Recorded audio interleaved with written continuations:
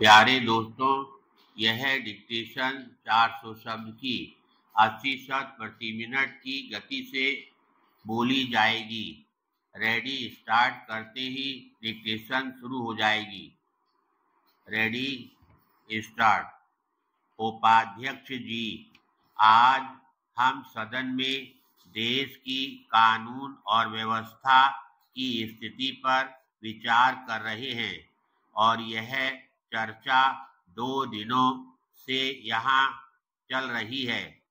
हम सब लोग जो यहाँ बोले हैं, तमाम आदमी एक ही निष्कर्ष पर पहुँचे हैं कि देश में कानून और व्यवस्था नाम की आज कोई चीज नहीं है।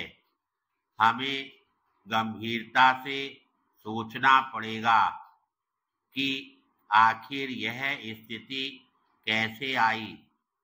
क्या कारण है कि आज देश में कानून और व्यवस्था नाम की कोई चीज नहीं है, जबकि तमाम कानून हमारे पास किताबों में उपलब्ध हैं। पैराग्राफ। एक बात यहाँ और हमारी समझ में आती है कि देश में कानून तो बनाए गए, परंतु उन कानूनों को लागू नहीं किया गया।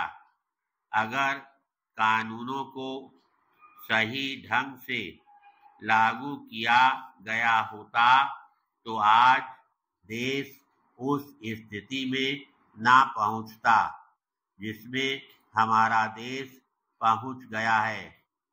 संविधान की धाराएं 340, 332, 15 और 16 आज की बनाई हुई नहीं हैं।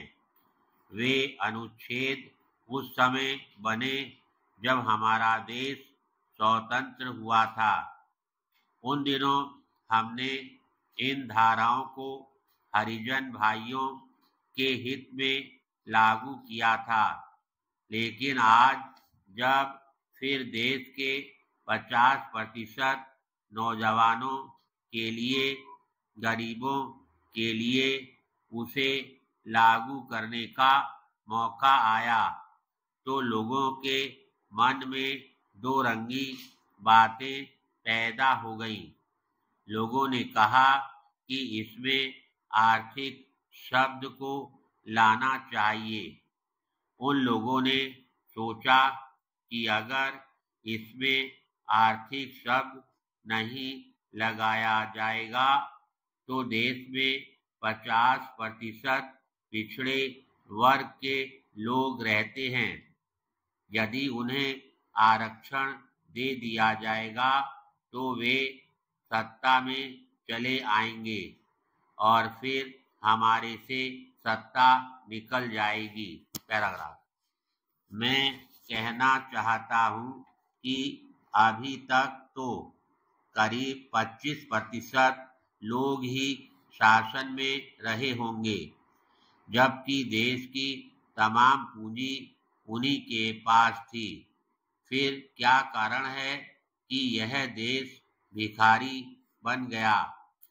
क्या कारण है कि जब तक हम अपने देश का सोना बाहर गिरवी नहीं रखते, हमारी आर्थिक स्थिति ठीक नहीं होती?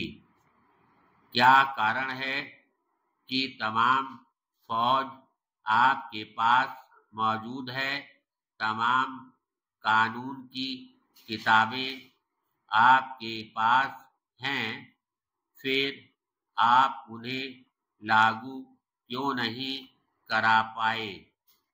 उन कानूनों को लागू कराने वाले आप लोग ही तो हैं। आप कहते हैं कि मैं ही केवल भगवान के यहाँ से सीधे आया हूँ। यदि कोई दूसरा आया है तो घूमकर आया है। इसके बावजूद क्यों देश की हालत खराब हो गई। धन्यवाद।